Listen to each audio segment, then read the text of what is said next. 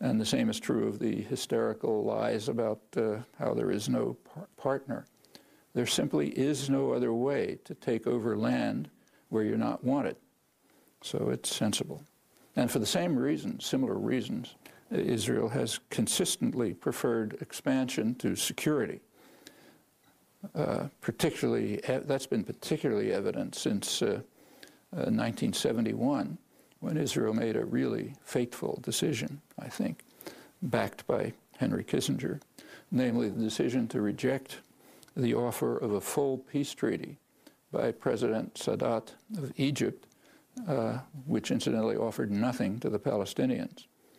It's an agreement that Israel and the United States were compelled to accept at Camp David 8 years later. It's after a major war, which was a near disaster for Israel and immense suffering. Now, that goes down in history as a wonderful achievement of U.S. Involvement in bringing peace. In fact, it was a diplomatic catastrophe for the reasons I mentioned, but that's beyond the capacity of educated people to discuss or think about. Again, I urge you to look at the facts if you're interested. Now, a peace treaty with Egypt in 1971, which the U.S. and Israel rejected, that would have ended any significant security threat. There was none from the Palestinians, and Egypt is the major Arab military force by far. But there was an unacceptable quid pro quo. Sadat insisted that Israel abandon its extensive settlement programs in Egypt, namely in the northeastern Sinai. And as usual, security was a lower priority than expansion, as it still is. Today, Israel could have security, normalization of relations, integration into the region, but it very clearly prefers illegal expansion, conflict, repeated exercise of violence, to teach lessons to the two-legged beasts, actions that are severely eroding its security, even if it gains short-term military victory. One of the wisest voices in Israel, unfortunately a tiny minority, Uri Avneri, recently wrote that after an Israeli military victory in Gaza, what will be seared into the consciousness of the world will be the image of Israel as a blood-stained monster, ready at any moment to commit war crimes and not prepared to abide by any moral restraints. This will have severe consequences for our long-term future, our standing in the world, our chance of achieving peace and quiet. In the end, this war is a crime against ourselves too, a crime against the state of Israel. It's good reason to believe that he's right. If I can quote myself again, several decades ago, 30 years ago, I wrote that those who call themselves supporters of Israel are in reality supporters of its moral degeneration and its probable ultimate destruction. And regrettably, that judgment looks more and more plausible. Meanwhile, we're observing a very rare moment in history. It's what the late Israeli sociologist Baruch Kimmerling called politicide. That's the murder of a nation at our hands. Thanks.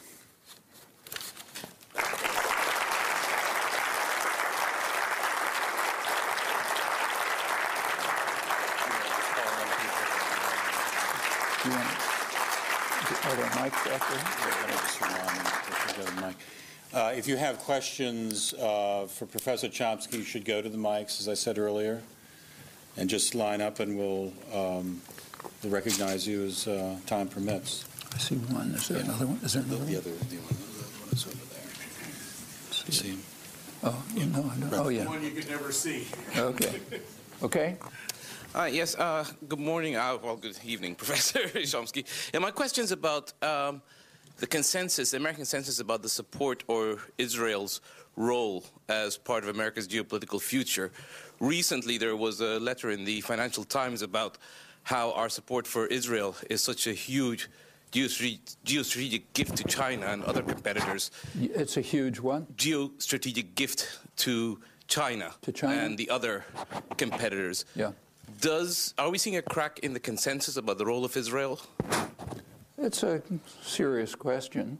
One can debate whether it's been wise for the United States to take the position of extreme support for Israeli violence and terror, expansion, criminal acts, to reject political settlement. That's a question that can be asked. What we do know is that American elites think it's right. I mentioned the military, which is very happy with it, partly because Israel is just a major and obedient military base. In fact, back in 1958, U.S. intelligence concluded that support for Israel is what they called, I think, it's a logical corollary of our opposition to what they call radical Arab nationalism. Radical just means independent, not following orders. So yes, it's a logical corollary to support to opposition to independent Arab nationalism. And if you look at in 1967, when the relations really became firm, it was a reaction, immediate reaction to a major service that that Israel performed for the United States and for its major allies, Saudi Arabia, namely destroying the basis for secular Arab nationalism in the region, Abdel Nasser's Egypt.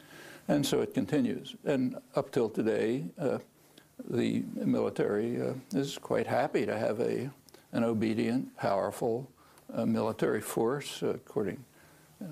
It's Israel's air and armored forces, small country, but its air and armored forces are larger and technologically more advanced than any NATO power outside the United States. Of course, it's because it's an offshoot of the United States. Israeli and U.S. military industry are very highly integrated, so much so that one of Israel's major arms producers actually shifted its executive offices to the United States. American high-tech industry is very enthusiastic about Israel.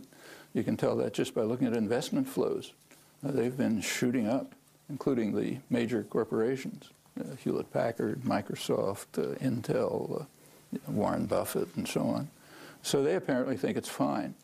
American educated elites think it's fine. Ever since 1967, they were very impressed by Israel's military capacity and have maintained that, that delight in being supportive of a major, powerful military force. Of course, always with a humanistic cover, but that's normal.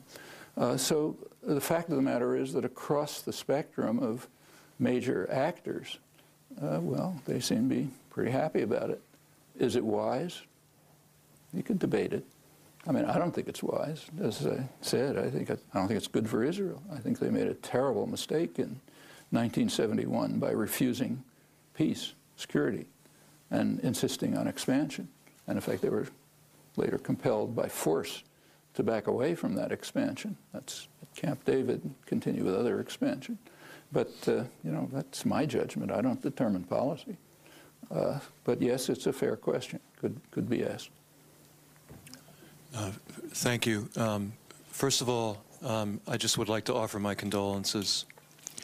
I would like you to elaborate a little on you talked about the plan. This was planned in a military sense and planned in a propaganda sense.